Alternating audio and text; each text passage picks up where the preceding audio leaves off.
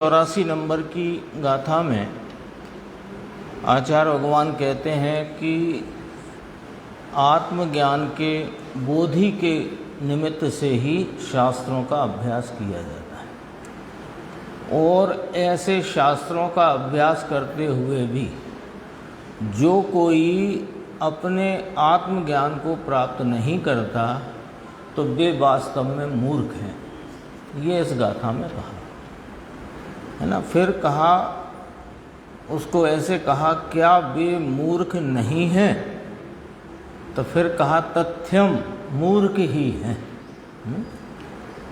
इसकी टीका जब प्रारंभ की ब्रह्मदेव सूरी भगवान ने, तो उन्होंने कहा कि जो नवीन काव्य के कर्ता हैं सो वे कवि हैं, पूर्व काव्य और सूत्रों के टीकाकार हैं सो वे गमक हैं, बाद में बाद नाम शास्त्रार्थ में जिनको कोई पराजित नहीं कर सकता वे वादित्व हैं, और जिनकी वाणी, जिनकी भाषा, जिनकी प्रतिपादन करने की शैली से श्रोताओं के मन में अत्यंत अनुराग और भाव इस प्रकार का उत्पन्न होता है, वे वाग्मित्व हैं।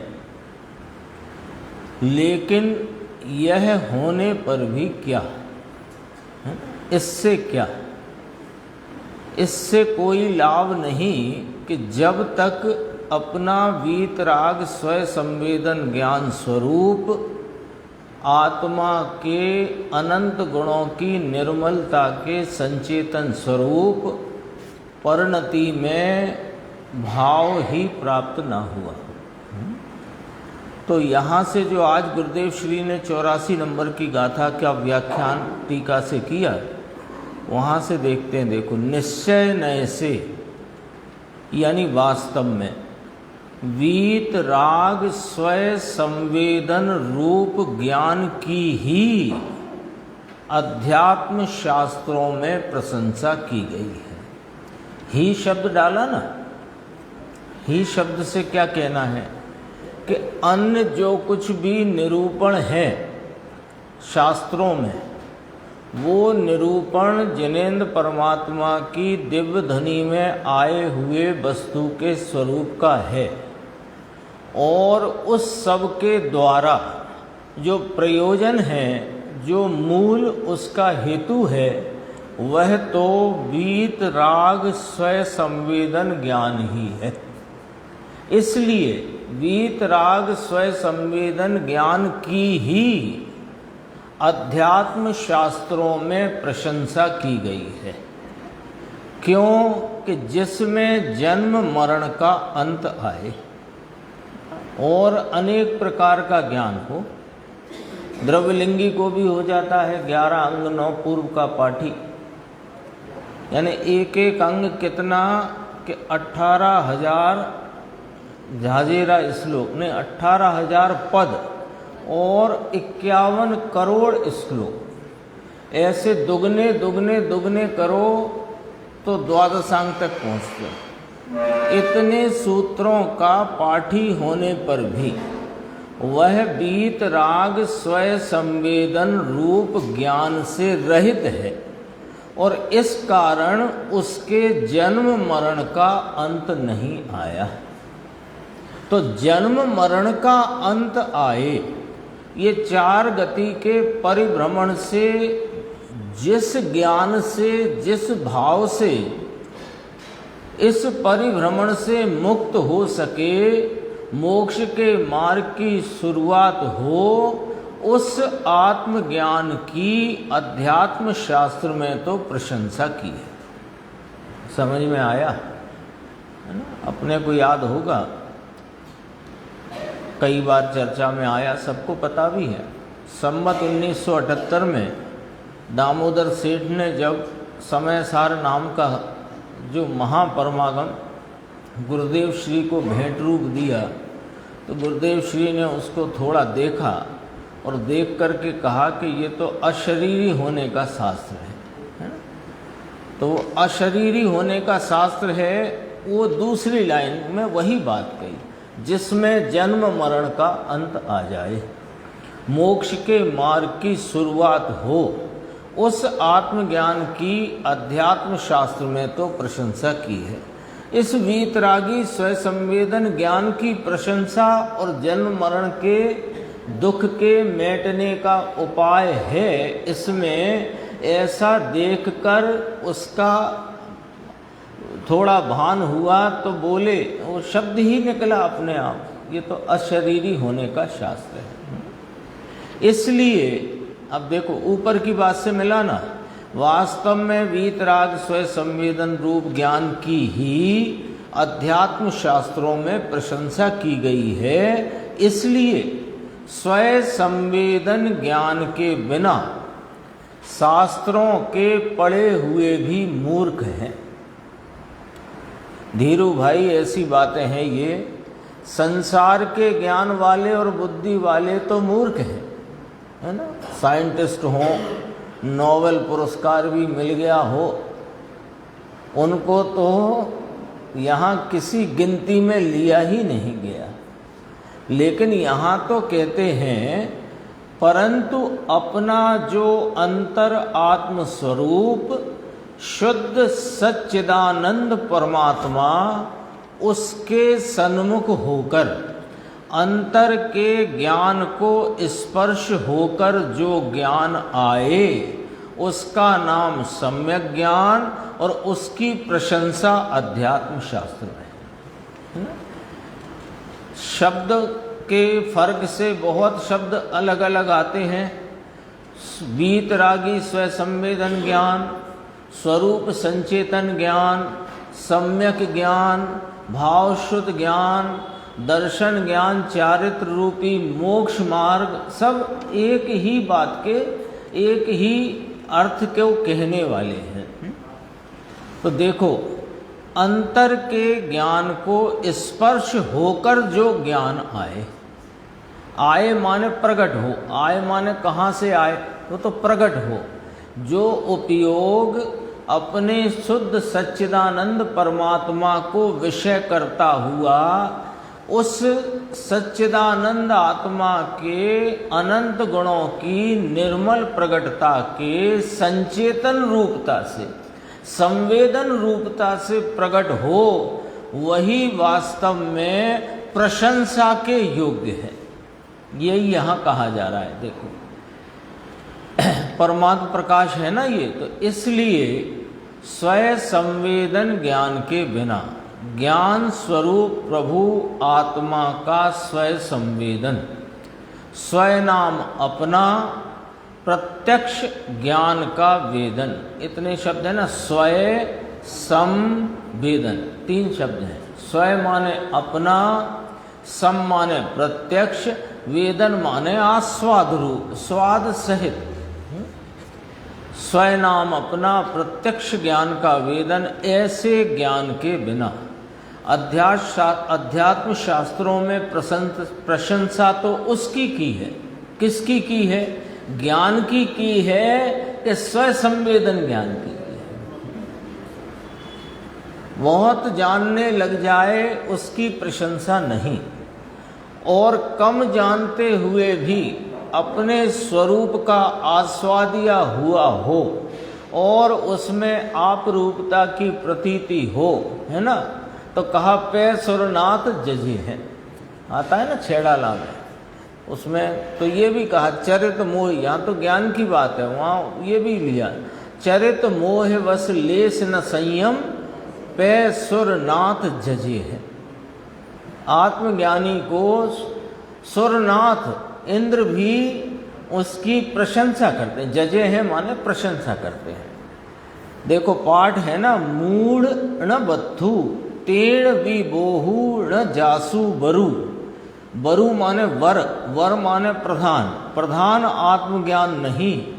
सो किम मूढ़ न बत्थु, क्या वह फिर मूढ़ नहीं है कि यथार्थ सत्य है तथ्यम वह मूढ़ ही है। आया था ना सूत्र में, देखो। और इसकी बात आगे कहते हैं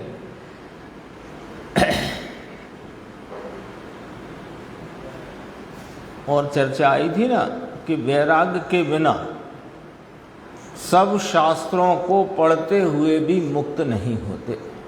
वैराग्य की अपन ने कल भी चर्चा की, गुरुदेव ने भी कहा राग से रहित जो परिणति है उसका नाम वैराग्य है। राग से रहित परिणति का नाम वैराग्य है ना। पर पदार्थों के संदर्भ से कहा जाता है ना, पर पदार्थों के त्याग को वैराग्य कहते हैं। तो उसका अर्थ समझना कि पर पदार्थों के त्याग को वैराग्य कहते हैं, ये तो एक निमित्त की अपेक्षा बात है ना। क्योंकि पर पदार्थ जितने हैं इस आत्मा के अतिरिक्त जितने पर पदार्थ हैं जगत के, वे इसने ग्रहण ही कब किए जो त्याग की बात कही जाए। तो इसने ग्रहण नहीं किए तो क्या किया इसने कि उनका लक्ष्य किया, उनको अपने ज्ञान का विषय बनाया। तो उनका विषय बनाया तो उनको लक्ष्य में से छोड़ा। तो लक्ष्य में से छोड़ा तो पहले लक्ष्य में थे तो क्या उत्पन्न होता था? राग उत्पन्न होता था। अब वे पर पदार्थ लक्ष्य में से छूटे तो राग उत्पन्न नहीं होता। तो दरअसल छूटा क्या? लक्ष्य छूटने से परिणति में क्या फायदा हुआ? राग चला गया, अशुद्धता, मलिनता, विकार, विभाव चला गया। तो दरअसल विभाव के चले जाने को वैराग्य कहते हैं। और वह वैराग्य कैसे हुआ? ये तो नास्ति से बात करी कि पर द्रव्यों का लक्ष्य छोड़ने से। अस्थि से तो बात यह है कि अपने स्वयं पदार्थ ज्ञायक भगवान का लक्ष्य करने से पर पदार्थों का लक्ष्य ना रहा और उनके लक्ष्य में उत्पन्न होता हुआ राग ना रहा और राग का राग भी ना रहा, क्योंकि अब तो स्वरूप से एकत्व हो गया है। तो वैराग्य किसे कहा? दरअसल में वैराग्य नाम जो रागादि विकारी भाव, पुण्य पाप, शुभ अशुभ भाव, कषाय की मंदता तीव्रता के परिणाम, उनका लक्ष्य छूट जाना, उनकी रुचि छूट जाना, उनका प्रेम छूट जाना, उनसे विरक्तता हो जाना, तो उन सब से यो छूट जाना, विरक्त हो जाना, तो फिर कहाँ लग जाना कि अपने ज्ञायक भाव में जो उपयोग लग जाए, रम जाए, तो वहाँ जो स्वरूप संचेतन ज्ञान है वो वैराग्य है। वैराग्य के संदर्भ से बहुत अपने को गुरुदेव श्री ने स्पष्टीकरण किया है। देखो, वैराग्य के बिना यानी राग रहित परिणति में स्वरूप के आस्वादन के बिना, इतना अर्थ हो गया एक शब्द का। वैराग्य के बिना का अर्थ क्या निकल आया निर्देश भाई? कि पुण्य पाप आदि विकारी भावों की से रहित परिणति में अपने स्वरूप का स्वयं संवेदन प्रत्यक्ष आस्वादन रूप भाव, उसका नाम वैराग्य है। तो ऐसे स्वरूप संवेदन भाव के बिना सब शास्त्रों को पढ़ते हुए भी वे मुक्त नहीं होते। यह निश्चय जानना नाम ये नियम जानना, परंतु यह कथन अपेक्षा से है। क्या अपेक्षा ली इसमें? वो पहला सूत्र की पहली पंक्ति याद करो कि यद्यपि ज्ञान के लिए, बोधि के लिए, आत्मज्ञान के लिए शास्त्रों का अभ्यास किया जाता है। तो वो हेतु यदि हम भूल गए, शास्त्र अभ्यास तो प्रारंभ किया और हेतु भूल गए, प्रयोजन भूल गए कि ये शास्त्र अभ्यास हमें क्यों करना, कि आत्मज्ञान के लिए, शुद्धात्म स्वरूप के संचेतन आस्वादन के लिए करना। ये भूल करके यदि हम शास्त्र में ही बुद्धि का विलास करने लगे और उन शास्त्रों को जानने में ही यहाँ ये, वहाँ ये, यहाँ ये, इन्होंने यूँ कही, इन्होंने यूँ कही, तो फिर क्या हुआ कि तुमने दरअसल में मूर्खाई की। मेरा शब्द नहीं है, आचार्य परमात्मा का शब्द है। क्या करा है? मूर्खाई करी है। इस पुस्तक में यूँ कहा, इन आचार्य ने ये कहा, इन आचार्य ने ये कहा, टीकाकार ने ये कहा, जयसेन स्वामी ऐसा कहते हैं, अमृतचंद स्वामी ऐसा कहते हैं। वो सब तो तुमने गोखा, लेकिन जिसकी चर्चा है और जिसके लिए चर्चा है उसको न देखा। तो आचार्य परमात्मा, दो आचार्य यहाँ पर उसे मूर्ख का प्रमाण पत्र देते हैं, है ना। अब कोई उन्हें मूर्ख जानकर शास्त्र का अभ्यास करना ही छोड़ दे तो कहते हैं ये तो कोई होशियारी भी ना हुई।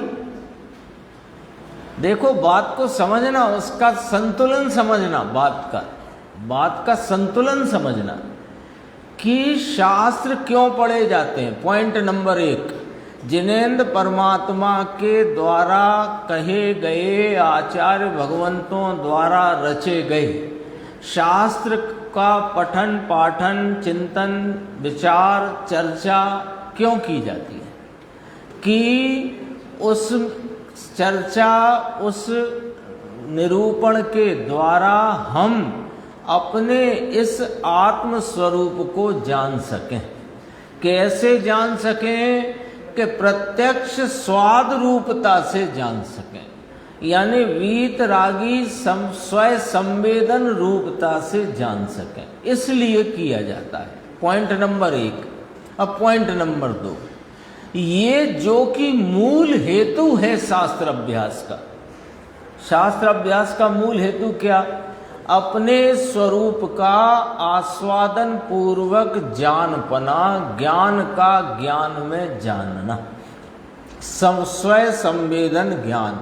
अब इस मूल प्रयोजन को तो भूल गया और शास्त्रों में अनेक प्रकार के निरूपण, अनेक प्रकार के न्याय, अनेक प्रकार की युक्तियां, उनमें तो चतुर हो गया, पर उन युक्तियों और न्याय के द्वारा इस आत्म तत्व का निर्णय करके इस आत्म स्वरूप का संवेदन करना था, वह तो छोड़ दिया और उस निरूपण में इतना चतुर हो गया कि जिसके बारे में कहा कि काव्य लिख दे, टीकाएं कर दे, किसी से शास्त्रार्थ करना हो तो उसमें भी आगे रहे और ऐसी शैली, भाषा शैली व्याख्यान की कि अनेकों जीव उसमें अनुरागी हो जाएं।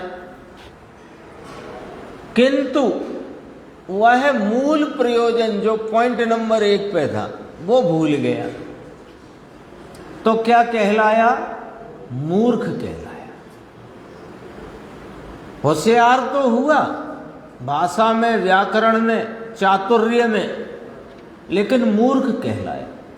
अब पॉइंट नंबर 3, इसका यह अर्थ कदापि न निकालना कि शास्त्र अभ्यास करने वाला मूर्ख है, किंतु वह प्रयोजन को भूल जाने से मूर्ख है, पर उस प्रयोजन के लिए शास्त्र अभ्यास सदैव करना।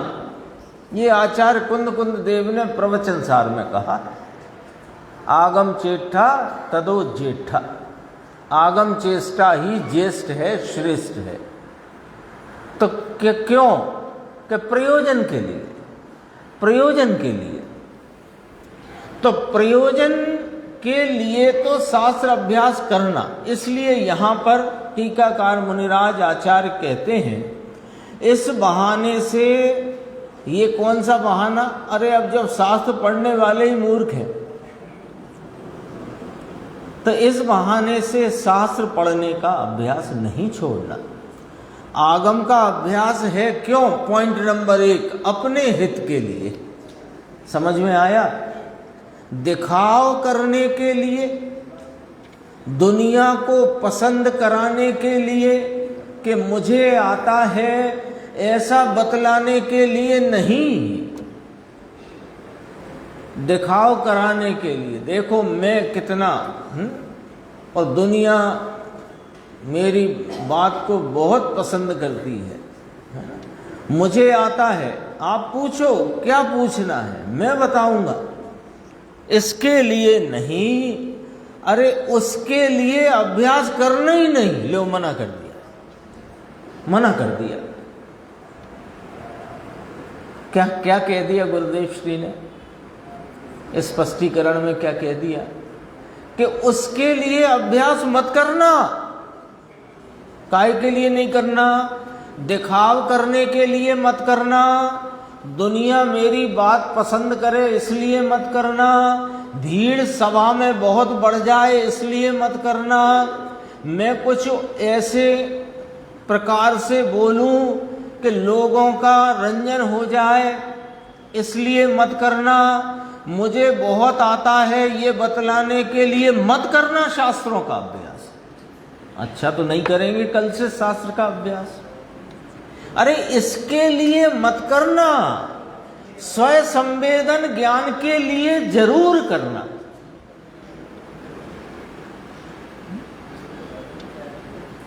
है ना? बच्चे से कहा कि तुम जा तो रहे हो, जिद कर रहे हो मेला देखने जाना, मेला देखने जाना, तो जाओ, लेकिन सीधे जाना इस रास्ते से, बीच में इधर उधर कहीं रुक नहीं जाना, खेलने नहीं लग जाना, दूसरा मार्ग पकड़कर और कहीं नहीं चले जाना, ऐसा नहीं करना।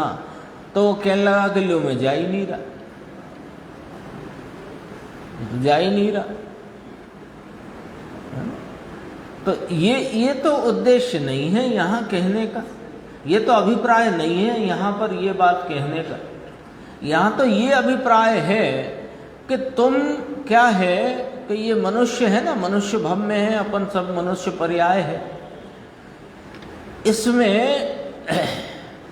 देखा जाए तो क्रोधादि कषाय की तो मंदता है, बहुत क्रोध नहीं होता। आप यदि क्रोध की बात करो तो हिंसक पशुओं में बहुत क्रोध होता है, नारकियों के बहुत क्रोध होता है, क्रोध नहीं है इससे ज़्यादा, और लोभ भी नहीं है ज़्यादा। इसको मान बहुत है। इसको चारों कषाय में यदि मुख्यता है तो मान कषाय की, और मान कषाय का चक्कर ऐसा है कि कहाँ से और कहाँ फिसल जाए, खतरनाक है। क्योंकि लगभग प्रायः सभी शास्त्र अभ्यास अपने हित के प्रयोजन से शुरू करते हैं, लेकिन क्या होता है कि वो प्रयोजन का विस्मरण हो जाता है, वो भूल जाते हैं, और थोड़ा शास्त्र अभ्यास जब विशेष हो जाता है तो लोग बाग उसकी पीठ थपथपाने लगते हैं, और साथ में कहीं थोड़ा बहुत उसने त्याग वृत्ति का जलवा और दिखा दिया तो फिर तो कहना ही क्या है। अब उसमें क्या हो जाता है कि मूल उद्देश्य तो छूट गया और भटक गया। गाथा ऐसे तो साधारण है लेकिन विचार करने लायक है, साधारण सी बात है, कोई बहुत इसमें जटिल बातें नहीं कही गई है, बहुत साधारण सी बात यहाँ पर कही है, लेकिन विचार करने की बात गुरुदेव ने नाड़ी पकड़ी है। तो देखो भाई, ये अपने को बहुत आता है, लोग मेरी प्रशंसा करें और मेरा नाम हो जाए और लोग जानने लग जाएं, भीड़ बढ़ जाए, सभा बड़ी हो जाए, सभा खुश हो जाए, इन प्रयोजन से शास्त्र अभ्यास नहीं करना है ना। फिर कहा कि इसलिए तो मत करना, तो ये बहाना मारकर शास्त्र पढ़ने का अभ्यास ही मत छोड़ देना। आत्महित के लिए, स्वरूप संचेतन के लिए आत्मा का आस्वादन और प्रतीति के लिए अवश्य करना। अब बात थोड़ी और आगे आती है कि जो विशेष शास्त्र के पाठी हैं उनको दूषण न देना। कितना टीकाकार आचार्य भगवान ने कितना संभाला है पूरी बात को। अभी अपना 1 नंबर पॉइंट लिखा हुआ है यहाँ पर बोर्ड पे लिखा है ना कि अपने स्वरूप के आस्वादन पूर्वक ज्ञान भान प्रतीति के लिए शास्त्र अभ्यास करना, और जो उसका विस्मरण करके मूल प्रयोजन को भूल करके शास्त्र में ही अत्यंत पारंगत हो जाते हैं वे मूर्ख हैं। दूसरे नंबर पे कहा। फिर तीसरे नंबर पे ये बात कही कि वे यद्यपि मूर्ख कहे गए, क्यों? क्योंकि उन्होंने अपने प्रयोजन को विस्मरण कर दिया, वे प्रयोजन भूल गए, अपना मूल हेतु शास्त्र अभ्यास का भूल गए, इसलिए मूर्ख कहा। लेकिन इसलिए तुम उनको दूषण मत देना। अब सुनो क्यों नहीं देना, कि तुम ऐसा भी तो हो सकता है कि वे आत्मज्ञान सहित विशेष शास्त्र के पाठी हों। तुम कैसे जानोगे? तुम कैसे जानोगे? है ना, एक हो सामान्य बात है ना, जो आत्मज्ञानी है, जो जिनको स्वरूप संचेतन है और शास्त्रों का भी बेहद ज्ञान है, तो इसका मतलब यही मत मान लेना तुम एक तरफा कि जो ज्यादा शास्त्र पढ़े हैं तो वे तो। इसलिए यहां सावधान किया, क्या कहा? सम्यक ज्ञान सहित, आत्मज्ञान सहित शास्त्र के विशेष पाठी हैं, आत्मज्ञान सहित शास्त्र पाठी हैं, उन्हें दूषण नहीं देना। तो फिर दूषण की बात आपने करी क्यों?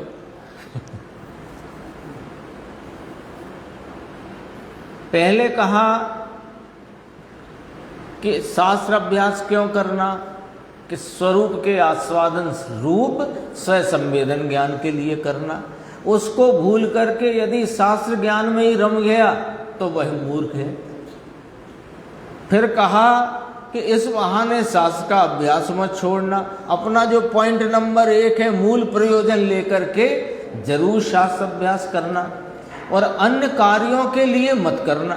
ये भी बात आ गई, अपने को बड़ा दिखाने के लिए, प्रसिद्धि के लिए मत करना, ख्याति लाभ पूजा आदि चाह मत करना। अच्छा, फिर आगे बात कही कि कोई ऐसे भी हैं कि जो आत्मज्ञान सहित हैं, स्वरूप के आस्वादिया हैं, स्वरूप के प्रतीतिवंत हैं, और उन्हें शास्त्र का भी विशेष अभ्यास है, तो उनको दूषण मत देना। तो पहले आपने कहा, पहले आपने ही मूर्ख कहा था, अब कह रहे हो नहीं देना। तो हमने तो आत्मज्ञान सहित हैं इसलिए मत देना। तो फिर आप कहना क्या चाहते हो वो बता दो हमें। तो फाइनल क्या कहना चाहते हो? सुनो, जो शास्त्र के अक्षर बता रहे हैं और आत्मा में चित्त लगाया नहीं, यहां तो ये वाली बात है। पॉइंट आ गया समझ में? शास्त्र के अक्षर बता रहे हैं और आत्मा में चित्त, यानी शास्त्र के तो पन्ने पन्ने पर इस आत्मज्ञान की प्रेरणा है, और आत्मा में चित्त लगाया नहीं। इस शास्त्र में ऐसा कहा है, इस शास्त्र में ऐसा कहा है, वहां पर ऐसा कहा, पेज नंबर यों नीचे से तीसरी, ऊपर से 8वीं लाइन, ये सब है, परंतु आत्मा में चित्त नहीं लगाया। अंदर चैतन्य सिंधु, भव सिंधु को पार करने वाला चैतन्य सिंधु, लो दो सिंधु सिंधु समझते ना, समुद्र से सिंधु कहते, सिंधु नाम समुद्र। तो ये चैतन्य सागर और भव सागर को पार करने वाला चैतन्य सागर, कि दो सागर क्यों कहे? कि सागर शब्द का प्रयोग यहाँ तो विशालता को बताने के लिए, तो चैतन्य आदि अनंत गुणों का ये विशाल भंडार सो चैतन्य सिंधु, और भव में भटकने में हमको अनादि काल व्यतीत हो गया तो वो भी बड़ा विशाल, तो उसे कहा भव सिंधु। तो भव सिंधु को पार करने वाला यह भगवान है ना, उस चैतन्य सिंधु के ज्ञान सहित उसमें चित्त लगाया नहीं और मात्र शास्त्र पढ़ा, शास्त्र के अक्षर बता रहे हैं, देखो ये रहा शास्त्र में, इस जगह ये कहा है, अरे उसमें क्या है, कहा है अच्छा है, अच्छा ही कहा है, तेरे हित के लिए ही कहा है। अब वो वहां कहा है तो छोड़ो, तेरे हित का क्या हुआ? परमात्मा प्रकाश किया है ना ये आचार्य योगेंद्र देव ने। फिर एक इसमें देखो, इस बात को मैं पूरा करता हूं, जो शास्त्र के अक्षर बता रहे हैं और आत्मा में चित्त नहीं लगाया, वह ऐसे जानना कि जैसे किसी ने कण रहित बहुत भूसे का ढेर कर लिया। ढेर तो लगा लिया, कल अपन ने बात कर ली इस पर थोड़ी सी, उसका भाव वासन आपको हुआ होगा। ढेर तो बहुत लगा लिया, इतना कि घर में अब जगह नहीं रखने, लेकिन भोजन बनाने के लिए दाना नहीं, है ना, प्रयोजन का की सिद्धि तो हुई ही नहीं, तो पढ़ पढ़ के ढेर तो लगा दिया। तो इसलिए यहाँ कहा शास्त्र के अक्षर बता रहे हैं और आत्मा में चित्त नहीं लगाया, है ना। शास्त्र के अक्षर बता रहा है, कैसे बता रहा है, इधर ये लिखा है, इधर ये लिखा है, इधर ये लिखा है, यूँ लिखा है, इस ग्रंथ में ये आया, भट्टकेर स्वामी ये कहते हैं, यूँ ये कुंदाचार्य ये कहते हैं, बहुत सीख गया, लेकिन कण रहित बहुत भूसे का ढेर कर लिया, वह किसी काम का नहीं है। फिर आगे कहा, इत्यादि पीठिका मात्र सुनकर जो विशेष शास्त्रज्ञ हैं उनकी निंदा नहीं करना। हाँ, तो विशेष शास्त्रज्ञ भी हैं और आत्मज्ञान सहित है, तो निंदा के योग्य नहीं। और कोई बहुत जानने वाले हैं, बहुत शास्त्र व्याकरण आदि के ज्ञाता हैं, तो कोई को कम आता है तो उसकी निंदा ना करे। कोई आत्मज्ञानी हो, ज़्यादा बोलना बताना आता नहीं हो, ज़्यादा याद भी ना रहता हो, लेकिन स्वरूप का आस्वादिया हो, तो ऐसे की निंदा नहीं करना, है ना। पूरे में ये एक बात मूल रखना, आत्मज्ञान सहित की निंदा नहीं, प्रशंसा ही योग्य है, और आत्मज्ञान रहित की कोई प्रशंसा नहीं है, उसे तो यहाँ मूर्ख का प्रमाण पत्र दिया है। बस ये पूरा सारभूत है। अभी देखो इसमें एक चर्चा आई थी, वो देखना, वो बहुत प्रसिद्ध है, बात सबको पता है, लेकिन उसमें क्या चर्चा आई, शिवभूति मुनिराज की बात आई। शिवभूति मुनिराज शास्त्र ज्ञान में समझो शून्य, लेकिन शास्त्र में जिस का ज्ञान, यानी जिस बात का निरूपण, जिसकी मुख्यता से निरूपण है शुद्धात्मा का, उसमें वे पारंगत।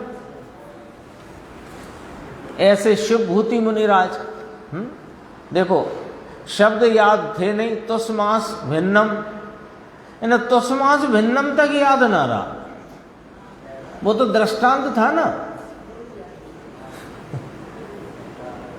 तो देखो गुरु कहते हैं मारुष मातुस, मारुष मातुस, ये इसका मतलब है राग द्वेष से रहे, सम्यक ज्ञान सहित की बात है। मारुष, प्रतिकूलता में द्वेष न कर, अनुकूलता में राग न कर, राग द्वेष नहीं करना, वैराग्य करना, इतना ही उपदेश बहुत है। राग द्वेष नहीं करना, वैराग्य करना। अब इसमें से जो समझ गया मर्म कि राग द्वेष किसके लक्ष्य में होता है, कि पर के लक्ष्य से, और राग द्वेष रहित वैराग्य किसके लक्ष्य से होता है, कि ज्ञायक भगवान के लक्ष्य से। तो ज्ञायक भगवान का लक्ष्य करना, आ गया अर्थ, आ गया कि नहीं आ गया अपने आप पूरा, बहुत विस्तार की कहाँ जरूरत पड़ी, आ गया। अब इतने शब्द भी याद नहीं थे, लेकिन भेद ज्ञान था, स्वरूप का भान था, आत्मा के आराधक थे, तो पर से उदास थे, वैराग्य था। अब एक महिला वहाँ पर उड़द और उड़द का छिलका अलग करती थी। उड़द और तुस नाम छिलका, एक महिला वहाँ से निकलते थे और वहाँ महिला वह अलग करती थी। तो पूछा, बहन क्या करती हो? तो उसने कहा, तुस मांस भिन्न करती हूँ। तुस नाम छिलका, मांस नाम अन्न दाल। छिलका और फोतरा, फोतरा को क्या कहते हो तुम? छिलका। आज हिंदी का था ना प्रवचन गुरुदेव का। छिलका और दाल, इतना सुनकर कि छिलका और दाल भिन्न करती हूँ, इतना सुनकर ओहो भान तो था, एकदम राग से हटकर अंदर घुस गए और केवल ज्ञान प्राप्त किया। अब यहां प्रश्न कर दिया श्रोता ने, अपने को तो यहां तक पहुंचना था कि देखो साहब, निमित्त का बड़ा प्रभाव है। निमित्त का बड़ा प्रभाव है। बैरागी तो थे, आत्मज्ञानी तो थे, आत्माराधक तो थे, लेकिन निमित्त नहीं मिल रहा था। निमित्त नहीं मिल रहा था कि कोई उन्हें याद करा दे कि राग भिन्न है और ज्ञान भिन्न है। ऐसा कोई निमित्त नहीं मिल रहा था। और जैसे ही निमित्त मिला और वैसे ही देखो कार्य हो गया कि नहीं। पूछने वाले का प्लेटफॉर्म ये है, यहाँ खड़े रह के कहा उसने, निमित्त का बहुत प्रभाव ऐसा। देखो सभा में कोई ज़्यादा तो नहीं बोल सकता था, बोल नहीं पाता था, लेकिन वो क्या बोल रहा है, कहाँ से बोल रहा है, गुरुदेव समझ जाते थे कि इसका प्रश्न कहाँ से निकल करके आया, ये कहाँ खड़े रह करके पूछते हैं। तो देखो उसने पूछा निमित्त का बहुत प्रभाव। देखो साहब, कुछ उन्हें याद तो रहा नहीं था, वो भले बैरागी थे, लेकिन जैसे ही वो छिलका और दाल भिन्न करते देखा तो उस निमित्त से तुरंत उनको वो ज्ञान राग की भिन्नता में चढ़ गए और पूर्ण केवल ज्ञान प्राप्त किया। तो कहा, गुरुदेव ने जवाब किया तो निमित्त कहा ना।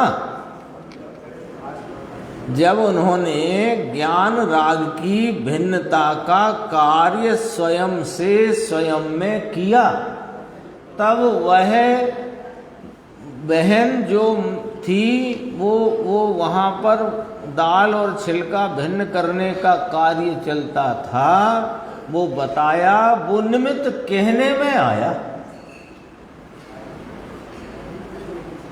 किया किसने? वो बहन ने छिलका और दाल अलग करते हुए कहा कि तुम यहीं रुको, मैं तुम्हारा ज्ञान राग भी अलग कर देती हूँ। ऐसा हुआ? अरे किया किसने? मुनिराज ने, शिवभूति मुनिराज ने क्या किया? ज्ञान राग की भिन्नता का भाव उग्रता से ऐसा किया कि ज्ञान में जम गए, रम गए और पूर्णता प्राप्त की। किया तो ये निमित्त कहलाया, नहीं तो न किया हो तो निमित्त किसे कहते? बताओ आप।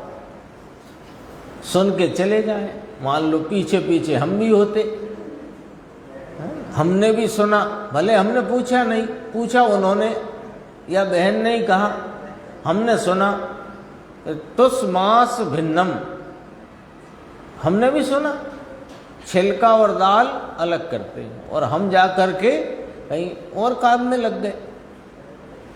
तब निमित्त तो था ना, वो तुम्हें भी तो था निमित्त। नहीं हो सकता, काम तो करे, कार्य तो हो। ऐसे तो सब देखते हैं, उड़द की दाल और छिलका भिन्न करते हुए तो बहुत देखते हैं, तुमने भी देखा हो घर में। एक आध बार नहीं, अनेक बार देखा होगा कि जब तक वह नहीं था, अब उसका प्रश्न आगे और आ गया। ठीक है, आपने कहा निमित्त कहलाया, लेकिन हमारी बात तो सुन लो आप। हाँ पूछो कि जब तक वह नहीं था तब तक कहाँ हुआ। जब तक ये दाल छिलका भिन्न करने वाला कथन वो दृश्य नहीं था तब तक कहाँ किया। भले उनने ही किया, चलो हमने मान लिया, शिवभूति मुनिराज ने किया, उनने ही किया, स्वयं से किया, स्वयं में किया, लेकिन तब तक तो नहीं किया था। किया तो तब ही ना, अरे स्वयं से हुआ तब उसे निमित्त कहा जाता है। अभी ऊपर से बात नहीं समझे, तुमने भी तो सुना वही बात, बहुत लोग देखते हैं दाल छिलका भिन्न करते हुए। तो हुआ तब उसे निमित्त कहा गया, समझ में आया निमित्त ने कुछ किया नहीं। अब देखो क्या कहते हैं, यदि निमित्त कुछ करता तो वो निमित्त नहीं कहलाता। लॉजिक समझ में आया। यदि निमित्त ने कुछ किया होता तो उसका नाम निमित्त क्यों था, फिर कर्ता ही हो जाता। निमित्त नाम तो इसीलिए है ना। निमित्त स्वयं अपनी परिभाषा बोलेगा तो क्या करेगा, क्या बोलेगा कि मैं स्वयं कार्य की उत्पत्ति नहीं करता, होते हुए कार्य की उत्पत्ति में मुझे अनुकूल पने का आरोप करो तो मैं निमित्त कहलाता हूं, करता तो मैं हूं ही नहीं। आता ना, जो स्वयं तो कार्य रूप परिणमित नहीं होता किंतु कार्य की उत्पत्ति में जिस पर अनुकूल पने का आरोप आ सके वह निमित्त कहलाता है ना। पढ़ा तो अपन ने भी, सब नहीं पढ़ा।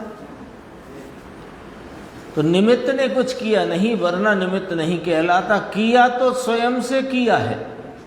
तो फिर प्रश्न है, निमित्त है नहीं साहब वहां पर, कि है ना, है तब तो उसका नाम निमित्त पड़ेगा, होए नहीं तो निमित्त नाम कहां से पड़ेगा। आप तो निमित्त को उड़ाते हो कि नहीं, निमित्त को तो हम बिठाते हैं निमित्त रूप से, कर्तापना उड़ाते। यदि वो वहां होए नहीं, उस समय में एक दूसरा द्रव्य अपने वर्तमान परिणाम सहित वहां होए ही नहीं तो निमित्त कहेंगे काय को। तो निमित्त है ना, कि हाँ है ना, निमित्त है नहीं क्या, अरे निमित्त है मानते हैं कि निमित्त है, किंतु निमित्त से हुआ नहीं, निमित्त करता नहीं है। ये वाली बात है। गुरुदेव कहते हैं कि इन 45 वर्षों तक जो शास्त्रों के रहस्यों की गंगा यहाँ से हमने बहाई कि नहीं बहाई, एक एक शास्त्र, यानी कौन सा शास्त्र नहीं रह गया। करणान योग का शास्त्र भी बाँचा, चरणान योग के भी बाँचे, अध्यात्म के भी ज्ञान प्रधान, यानी अपन दूसरे तरीके से कहें तो ज्ञान प्रधान शैली के, दर्शन प्रधान शैली नाम दृष्टि प्रधान शैली के, चारित्र प्रधान शैली के सभी शास्त्रों के रहस्यों को गुरुदेव श्री ने अपने सामने रखा है ना। तो भी झगड़े 5 पॉइंट के चलते रहे। स्वयं कहते हैं निमित्त, उपादान, निश्चय, व्यवहार और क्रमबद्ध पर्याय। 5 झगड़े क्या हैं, दरअसल में ना समझी से उत्पन्न, ये समझो व्यर्थ का विवाद है। झगड़ा तो कोई है ही नहीं। और अपने ऐसे गुरुदेव श्री की जन्म जयंती 9 तारीख को है, अभी परसों, आज 7 है ना, तो 9 तारीख को उनकी जन्म जयंती है और अपन उसको 2 दिन तक मनाएंगे। तो मैंने इसलिए अभी बोल दिया कि हो सकता है बाद में भूल जाऊं बोलना। तो 8 तारीख को स्वाध्याय के उपरांत और 9 तारीख को स्वाध्याय के उपरांत अपन 2 दिन तक वह गुरुदेव श्री की जन्म जयंती का उत्सव मनाएंगे।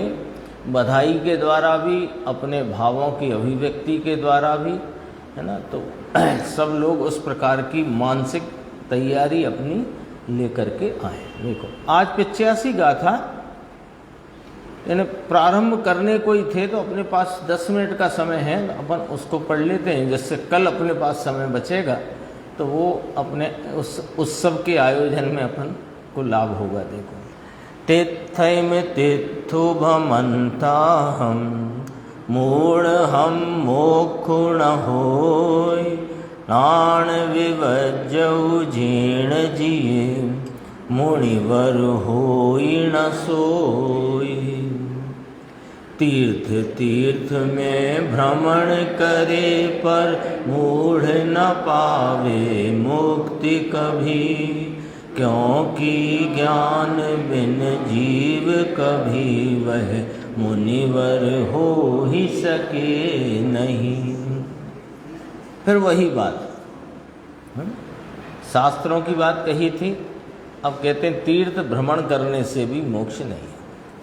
वीत राग स्वयं संवेदन ज्ञान से रहित जीवों को तीर्थ भ्रमण करने से भी मोक्ष नहीं है। अन्वयार्थ, तीर्थम तीर्थम भ्रमताम मूढ़ानाम मोक्षः न भवति। यहाँ भी मूर्ख शब्द लिया, देखो, तीर्थ तीर्थ प्रति भ्रमण करने वाले मूर्खों को मुक्ति नहीं होती।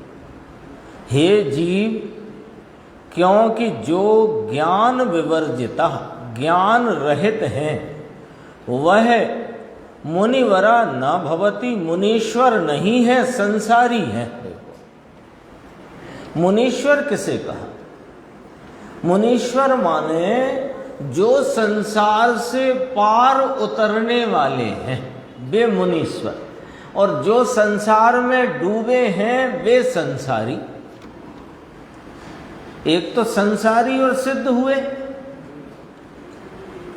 जो मुक्त हुए सो सिद्ध, और जो संसार में है सो संसारी। पर संसार में कुछ ऐसे भी तो हैं जो शीघ्र ही मुक्त होने वाले हैं, अति शीघ्र। तो वे कौन हैं कि वे मुनीश्वर हैं। यहाँ जो व्याख्या ली ना, मुनिवरः न भवति, वह मुनीश्वर नहीं है, संसारी है। खुलासा, मुनीश्वर तो वे ही हैं जो समस्त विकल्प जालों से रहित होकर अपने स्वरूप में रमे, वे ही मोक्ष पाते हैं, वे ही मुनीश्वर हैं, और सब संसारी हैं। देखो टीका बहुत सुंदर है, संक्षिप्त है, अपन पढ़ते हैं। तीर्थ किसे कहा ये जरा देखना, बहुत सुंदर विवेचना है। निर्दोष परमात्मा की भावना से उत्पन्न हुआ जो वीत राग परम आनंद रूप निर्मल जल उसके धारण करने वाले। देखो तीर्थ जाते हैं ना अपन, एक थोड़ा दृश्य देखना जो यहाँ पर जो प्रस्तुत करा टीकाकार आचार्य भगवान ने। तीर्थ जाते हैं ना अपन, सम्मेद शिखर जी ले लो, चलो, तो अपन सम्मेद शिखर जी शायद ही कोई होगा जो ना गया हो, सभी गए होंगे। तो सम्मेद शिखर जी गए तो वहाँ झरने बहते हैं, है ना, अनेक प्रकार के वृक्षों से आच्छादित हैं वहाँ के पर्वत, है कि नहीं है वहाँ पर। और वहाँ यदि समूह शरण आदि आया हो तो फिर क्या है कि वहाँ दिव्य ध्वनि का भी गुंजायमान ओमकार ध्वनि वहाँ गूंजती है। और कदाचित अभी समूह शरण नहीं है तो भी वहाँ पर सदुपदेश रूप वाणी गूंजती है। और अनेक प्रकार के पक्षी, वन है ना, जंगल, तो अनेक प्रकार के पक्षी और उनके मधुर स्वर आदि भी जहाँ गूंजते हैं। तो तीर्थ का चित्र आ गया सामने, है ना, कलकल करकल करता हुआ झरना है और अच्छे सुंदर और घने वृक्षों से आच्छादित पर्वत है। उन पर वृक्षों पर पक्षी अनेक प्रकार की ध्वनि उनकी कलरव गूंजती है और भगवान का सदुपदेश गूंजता है। और वह भूमि ऐसी है जहाँ भगवान के कल्याणक हुए अथवा निर्वाण आदि हुआ है। यही तो है तीर्थ का चित्र, है ना। अब देखो, अब वो चित्र तो रख दिया उपमा में, अब तीर्थ का चित्र यहाँ देखो क्या कहते हैं कि निर्दोष परमात्मा की भावना से उत्पन्न हुआ जो परम आनंद रूप निर्मल जल बहता है, उसके धारण करने वाले, यानी वह आनंद रूपी निर्मल जल जहाँ स्फुरायमान हो रहा है उसे धारण करने वाले, और ज्ञान दर्शनादि गुणों के समूह रूपी चंदन आदि वृक्षों के बनों से शोभित। क्यों कि स्वरूप का जब आस्वादन हुआ है तो वहाँ वीतरागी परम आनंद रूप निर्मल जल बह रहा है, और ज्ञान दर्शन सुख चारित्र वीर प्रभुता विभुता ईश्वरता आदि अनंत गुणों की निर्मल भाव जहाँ पर प्रकट हैं, व्यक्त हैं, ऐसे चंदनादि वृक्षों के बनों से शोभित तथा देवेंद्र चक्रवर्ती गणधर आदि भव्य जीव रूपी तीर्थ यात्री, उन्हें तीर्थ यात्री कहा। कौन कौन है तीर्थ यात्री? देवेंद्र नाम देवों के इंद्र, चक्रवर्ती नरेंद्र और गणधर आदि भव्य जीव वे तीर्थ यात्री हैं, और उन यात्रियों के कानों को सुखकारी ऐसी दिव्य ध्वनि से शोभायमान है, और अनेक मुनिजन रूपी राजहंसों को आदि लेकर, मुनिजनों को राजहंस कहा। क्योंकि महाविवेकी हंस होता है ना, हंस तो हंस विवेकी होता है, दूध पानी भिन्न करके ग्रहण, पानी छोड़ता है दूध ग्रहण करता है, ऐसे मुनिराज परम विवेकी, सो उनको राजहंस, उनसे लेकर नाना तरह के अनेक तरह के पक्षियों के शब्दों से महामनोहर जो अरिहंत वीतराग सर्वज्ञ वे ही निश्चय से महातीर्थ है। ये तीर्थ यात्री हैं देवेंद्र, ये तो अभी समोशरण रख दिए ना सामने, है ना। अब ये किसके लिए कहा? अरिहंत वीतराग परमात्मा। ऊपर से देखो कि निर्दोष परमात्मा की भावना से उत्पन्न जो वीतराग परम आनंद रूप निर्मल जल जिनकी परिणति में बह रहा है पूर्ण वीतरागता, ज्ञान दर्शनादि अनंत गुणों का जहाँ पर प्रगटपना है, सभी गुणों का पूर्ण प्रगटपना है, सो वे चंदनादि वृक्षों के बनों से शोभित हैं। देवेन चक्रवर्ती गणधर आदि भव्य जीव रूप जहाँ तीर्थ यात्री के रूप में हैं, उनके कानों को काय से सुख हो रहा है कि अरिहंत परमात्मा की दिव्य ध्वनि से, और अनेक मुनिजन रूपी राजहंस को लेकर नाना तरह के पक्षियों के शब्दों से महामनोहर जो अरिहंत वीतराग सर्वज्ञ वे ही निश्चय से महातीर्थ हैं। तीर्थंकर कहते हैं ना उन्हें, तीर्थ हैं वे। अब उनके समान कोई अन्य तीर्थ नहीं है, वे ही संसार के तरने के कारण परम तीर्थ हैं। फिर दूसरा, जो परम समाधि में लीन महामुनि हैं उनके वे ही तीर्थ हैं, है ना। वे महामुनियों के तीर्थ कौन? कि अरिहंत परमात्मा। निश्चय से निज शुद्धात्म तत्व के ध्यान के समान दूसरा कोई तीर्थ नहीं। ये सब तीर्थ बताए व्यवहार से, अरिहंत परमात्मा को तीर्थ कहा व्यवहार से, मुनिराजों को वे तीर्थ हैं ये भी कथन व्यवहार का। वास्तव में तो निज शुद्धात्म तत्व के ध्यान के समान दूसरा कोई तीर्थ नहीं है, और व्यवहार नय से तीर्थंकर परम देवादि के गुण स्मरण के कारण, मुख्यता से शुभ बंध के कारण, ऐसे जो कैलाश सम्मेत शिखर आदि निर्वाण स्थान हैं वे भी व्यवहार मात्र तीर्थ कहे गए हैं। जो तीर्थ तीर्थ प्रतिभ्रमण करे और निज तीर्थ का, अरिहंत भगवान व्यवहार तीर्थ, उनकी निर्वाण भूमि व्यवहार तीर्थ, उनके नाम स्मरण करने के निमित्त हैं वे तीर्थ, वे भी व्यवहार तीर्थ। तो वास्तविक तीर्थ तो अपना शुद्धात्म स्वरूप का ध्यान, उसके समान कोई तीर्थ नहीं है। तो कहा कि निज तीर्थ का जिसको श्रद्धान परिज्ञान आचरण नहीं हो वह अज्ञानी है। उसके तीर्थ भ्रमणे से, है ना, भ्रमणे से, भ्रमण करने से मोक्ष नहीं हो सकता। ये 85 गाथा की टीका आई पुणे से